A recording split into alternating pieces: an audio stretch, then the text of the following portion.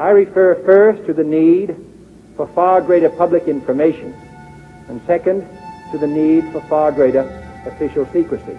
The very word secrecy is repugnant in a free and open society, and we are, as a people, inherently and historically opposed to secret societies, to secret oaths, and to secret proceedings. For we are opposed around the world by a monolithic and ruthless conspiracy that relies primarily on covert means for expanding its sphere of influence, on infiltration instead of invasion, on subversion instead of election.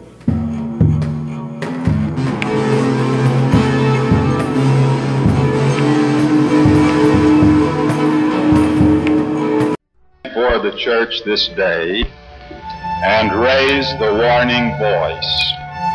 It is a prophetic voice, for I shall say only what the apostles and prophets have spoken concerning our day. It is the voice of Jesus on the Mount of Olives, of John on the Isle of Patmos, of Joseph Smith during the mobbings and murders of Missouri. It is a voice calling upon the Lord's people to prepare for the troubles and desolations which are about to be poured out upon the world without measure. Bands of Gadianton robbers will infest every nation. Immorality and murder and crime will increase, and it will seem as though every man's hand is against his brother. We need not dwell more upon these things. We are commanded to search the Scriptures where they are recounted with force and fervor, and they shall surely come to pass. Amid tears of sorrow, our hearts heavy with forebodings, we see evil and crime and carnality covering the earth.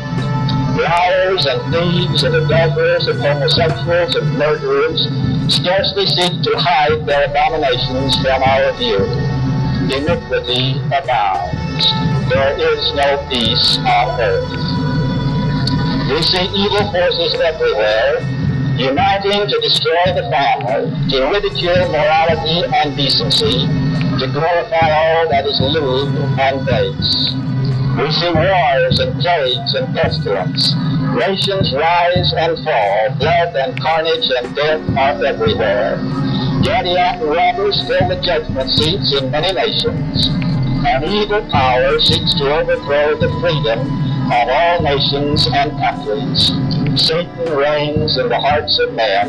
It is the great day of his power. Newton, who was exceedingly expert in many words, and also in his craft to carry on the secret work of murder and of robbery. Early LDS church leaders who understood from statements made by Joseph Smith on a number of occasions that the Constitution would be in trouble. Saying that we're seeing the fulfillment of this prophecy that's been made by Joseph Smith. Pride results in secret combinations which are built up to get power, gain, and glory of the world.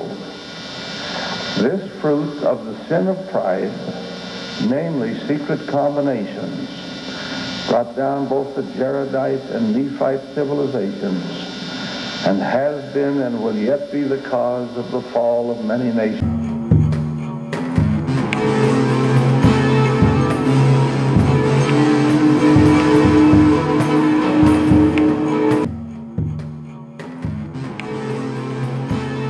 The German Order, founded in May 1912. The New Templars are the beginning of a new order. Everyone was brought into line with the new order. They called it Gleichschaltung, unification. The party rally in September 1934 celebrated the new order. Here the spirit of the new order became a sensual experience for them. Here they learned that the individual was nothing, the community everything. President Bush. And that world order is only going to be enhanced. It will become, by definition, a one-world government. By the end of this century, there will be widespread adoption of coercive policies, national coercive policies restricting the freedom of individual leading to, for example, forced sterilization, restricting movements from rural to urban areas, and stimulating what I call brutal family practices, high rates of abortion and high rates of female infanticide. That's what lies ahead of us. That's what lies ahead of the world, unless we deal more effectively with this problem. Will be the emergence of a new international order. For ourselves and for future generations, a new world order. We have a real chance at this new world order, an order in which a credible United Nations can use its peacekeeping role to fulfill the promise and vision of the UN's founders.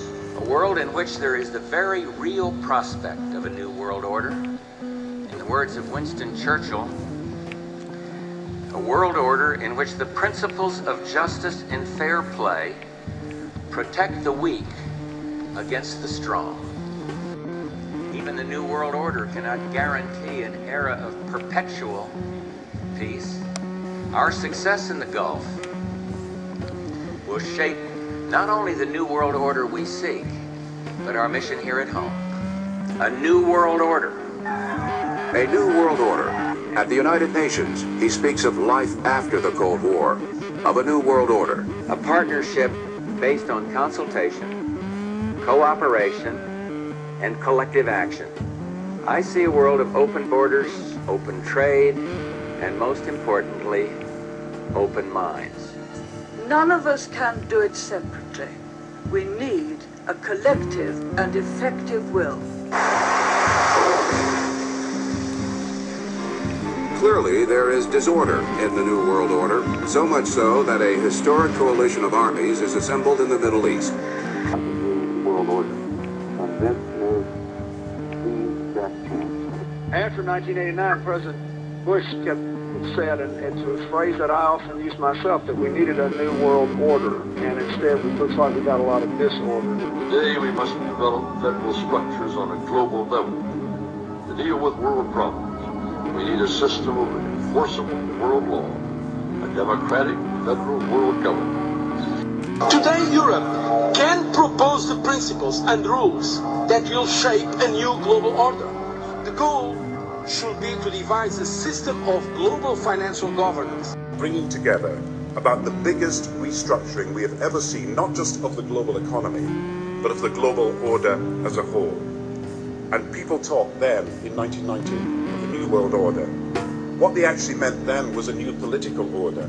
But what does the New World Order mean for countries like ours who are looking to succeed?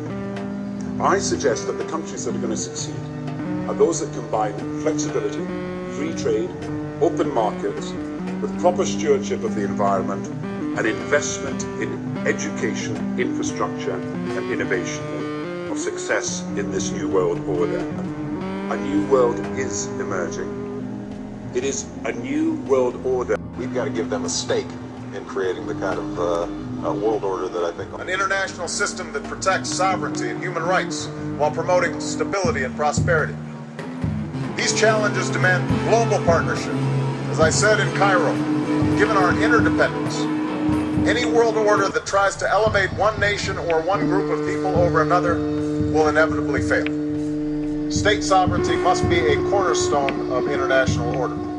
Laid out his vision for America's place in a new world order, saying he was speaking as a proud citizen of the United States and a fellow citizen of the world.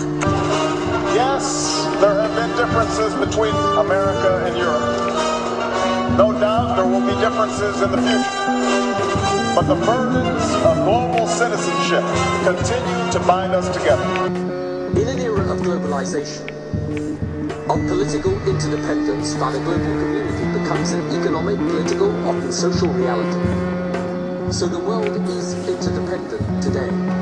The globalization. France intends to pursue together with all people of goodwill around the world this battle to build a new world order of the 21st century. If men and nations continue on their present course, great tribulation will come upon us, earthquakes also in divers places, and many other desolations. The whole earth shall be in commotion. Wherefore I, the Lord, knowing the calamity which should come upon the inhabitants of the earth, called upon my servant Joseph Smith, Jr., and spake unto him from heaven, and gave him commandments, and also gave commandments to others, that they should proclaim these things unto the world.